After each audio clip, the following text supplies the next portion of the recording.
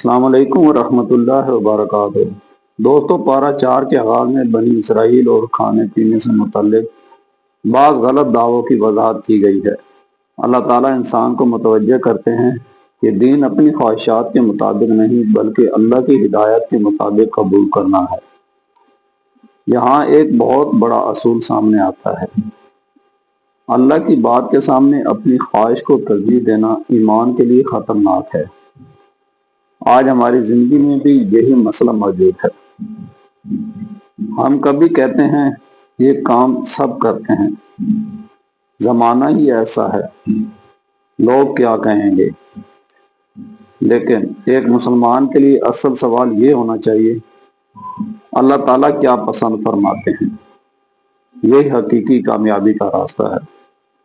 پارہ 4 میں بیت اللہ اور حضرت ابراہیم علیہ السلام سے متعلق بھی اہم باتیں بیان ہوتی ہیں۔ اللہ تعالیٰ فرماتے ہیں کہ لوگوں کے لیے سب سے پہلا گھر جو عبادت کے لیے مقرر کیا گیا وہ وہی ہے جو مکہ میں ہے۔ یہ گھر پوری دنیا کے مسلمانوں کے لیے مرکز توحید ہے۔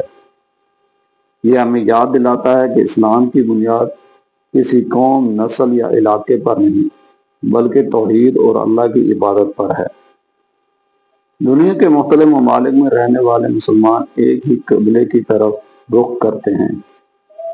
زبانیں مختلف ہیں، رنگ مختلف ہیں، ملک مختلف ہیں، لیکن رب ایک ہے، قرآن ایک ہے اور قبلہ ایک ہے، اور رسول اللہ صلی اللہ علیہ وسلم ایک ہیں۔ پارہ 4 کا ایک نہایت اہم پیغام مسلمانوں کے باہمی اتحاد سے متعلق ہے۔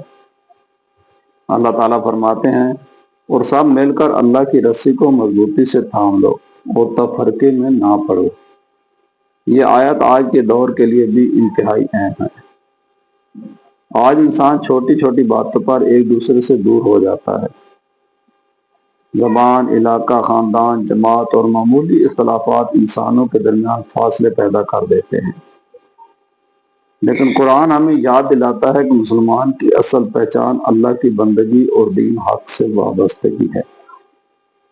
اس لیے اختلافات کے باوجود ایک دوسرے کے ساتھ عدل، اخلاق اور خیر خواہی کا معاملہ کرنا چاہیے۔ پارہ 4 میں ایک اور عظیم اصول بیان کیا گیا، تم ہرگز نیکی کو نہیں پا سکتے جب تک اپنی پسندیدہ چیزوں میں سے خرچ نہ کرو۔ ذرا غور کریں، ہم چاہتے ہیں کہ اللہ ہم سے خوش ہو، لیکن سوال یہ ہے، ہم اللہ کی رضا کے لیے کیا قربان کرنے کو تیار ہیں؟ کبھی مال، کبھی وقت، کبھی اپنی خواہش، کبھی اپنی انا، اور کبھی کسی کو معاف کرنا، کبھی کسی ضرورت مند کی مدد کرنا۔ حقیقی نیکی صرف زبان سے دعویٰ کرنے کا نام نہیں۔ حقیقی نیکی یہ ہے کہ انسان اللہ کی رضا کے لیے اپنی محبوب چیز بھی قربان کرنے کے لیے تیار ہوں۔ پارہ 4 میں غزوہ احد کے واقعات سے متعلق انتہائی اہم رہنمائی موجود ہے۔ مسلمانوں کو ایک موقع پر نقصان اٹھانا پڑا۔ یہ نقصان صرف جنگ کا واقعہ نہیں تھا بلکہ مسلمانوں کے لیے ایک تربیتی سبق تھا۔ قرآن نے واضح کیا کہ مشکلات کیوں آئیں اور ان سے کیا سیکھنا چاہیے۔ انسان جب کامیاب ہوتا ہے تو کبھی غرور میں مبتلا ہو جاتا ہے، لیکن اللہ تعالیٰ اپنے بندوں کو آزمائش کے ذریعے بھی تربیت دیتے ہیں۔ غزوہ احد میں ہمیں بتاتا ہے کہ اللہ کے رسول صلی اللہ علیہ وسلم کی اطاعت کامیابی کی بنیاد ہے، اور نافرمانی کے نتائج انسان کو نقصان پہنچا سکتے ہیں۔ یہ اصول صرف جنگ کے لیے نہیں بلکہ پوری زندگی کے لیے ہے۔ اگر اللہ کی ہدایت ہماری زندگی میں موجود ہو اور ہم اس پر عمل کریں تو یہی حقیقی کامیابی ہے۔ احد کے واقعات کے دوران مسلمانوں کو ایک اور عظیم سبق ملا۔ جب مشکلات آئیں تو شیطان نے لوگوں کے دلوں میں خوف اور مایوسی پیدا کرنے کی کوشش کی، لیکن قرآن مسلمانوں کو یہ سکھاتا ہے کہ مشکل حالات میں بھی اللہ پر بھروسہ رکھو۔ ایک مسلمان کی زندگی میں مشکلات آ سکتی ہیں، کاروبار میں نقصان ہو سکتا ہے، روزگار میں پریشانی آ سکتی ہے، رشتوں میں آزمائش آ سکتی ہے، صحت اور حالات میں مشکلات آ سکتی ہیں، لیکن مومن کا راستہ یہ ہے: صبر، دعا، توبہ اور اللہ پر توکل۔ مشکل وقت ہمیشہ نہیں رہتا، رات کے بعد صبح ضرور آتی ہے۔ پارہ 4 میں رسول اللہ صلی اللہ علیہ وسلم کے ساتھ مسلمانوں کے تعلق اور آپ صلی اللہ علیہ وسلم کے بہترین اخلاق کی طرف بھی توجہ دلائی گئی ہے۔ اللہ تعالیٰ فرماتے ہیں کہ اللہ کی رحمت کی وجہ سے آپ صلی اللہ علیہ وسلم ان کے لیے نرم دل ہوئے، اور اگر آپ سخت مزاج اور سخت دل ہوتے تو لوگ آپ کے ارد گرد سے منتشر ہو جاتے۔ یہ آیت ہمیں بتاتی ہے کہ دعوت دین صرف باتوں سے نہیں بلکہ اخلاق سے بھی ہوتی ہے۔ اگر ہم کسی کو اسلام کی طرف بلانا چاہتے ہیں، ہماری زبان، ہمارا رویہ اور ہمارا کردار بھی اسلام کی خوبصورتی دکھائے۔ کسی کو ذلیل کرنا، سخت الفاظ کہنا اور دوسروں کی تحقیر کرنا دین کی دعوت کا بہترین طریقہ نہیں۔ نبی کریم صلی اللہ علیہ وسلم کی زندگی ہمارے لیے بہترین نمونہ ہے۔ اسی آیت میں ایک اور اہم اصول آتا ہے: مشورہ کرو، پھر جب فیصلہ کر لو تو اللہ پر بھروسہ کرو۔ یعنی اسلام ہمیں یہ نہیں سکھاتا کہ انسان سوچے بغیر فیصلے کرے، بلکہ مشورہ کرو، صحیح فیصلہ کرو، پھر اللہ پر توکل کرو۔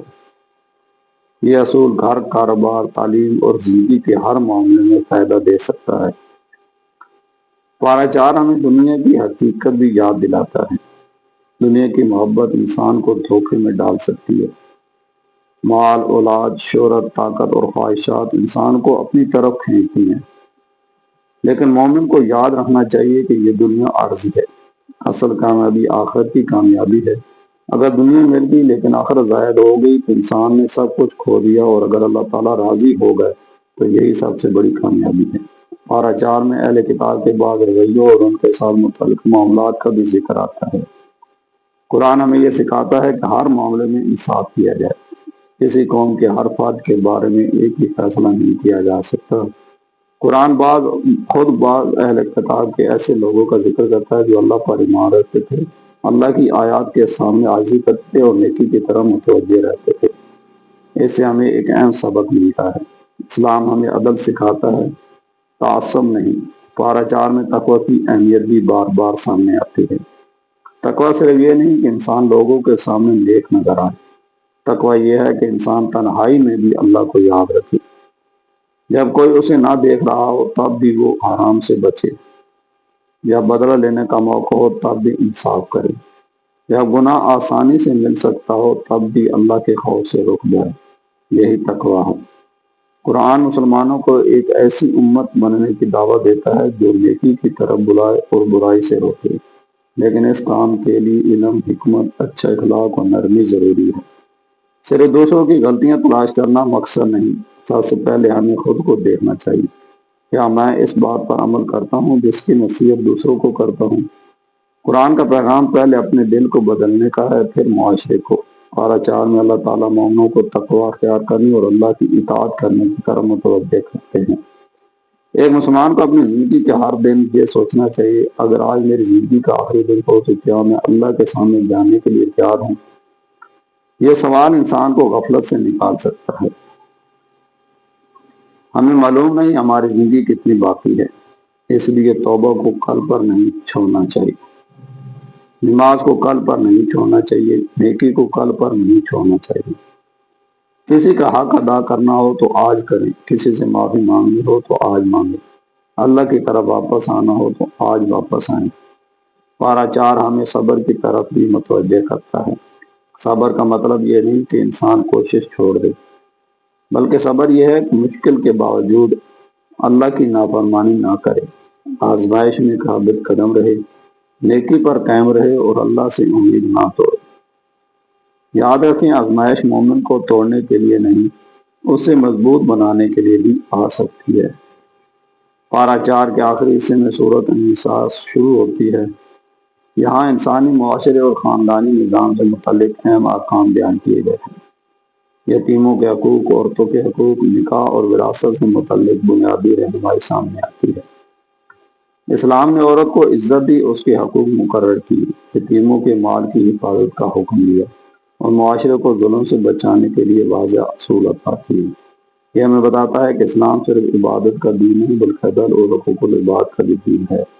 سورہ نساء کے آغاز میں یتیموں کے حقوق کی حفاظت پر زور دیا گیا ہے۔ یہ ایک بہت بڑا سبق ہے۔ جو شخص کمزور کا حق کھا سکتا ہے وہ اپنے آپ کو کتنا ہی نیک سمجھے، اسے اپنے اعمال پر غور کرنا چاہیے۔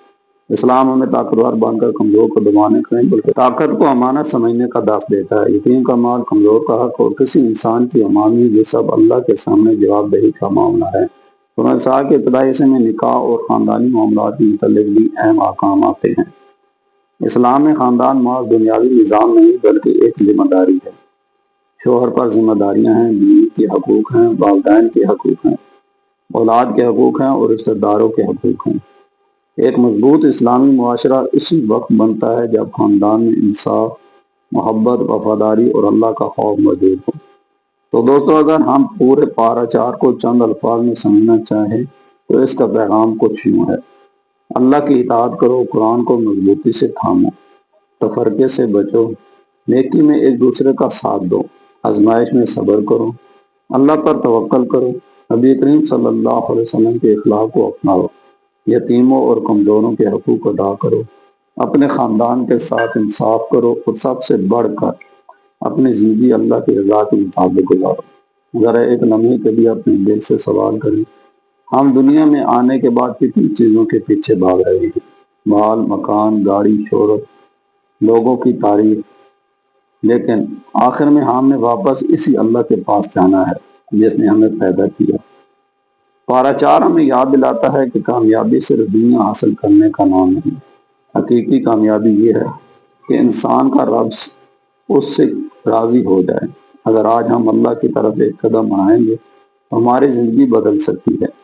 اپنی نماز درست کریں، قرآن سے تعلق مضبوط کریں، والدین کے ساتھ حسن سلوک کریں، لوگوں کے حقوق ادا کریں، کسی کا دل نہ دکھائیں، گناہ ہو جائے تو فوراً توبہ کریں اور ہر حال میں اللہ سے امید رکھیں، کیونکہ ہمارے رب ہمیں اپنی رحمت سے مایوس ہونے کا حکم نہیں دیتا۔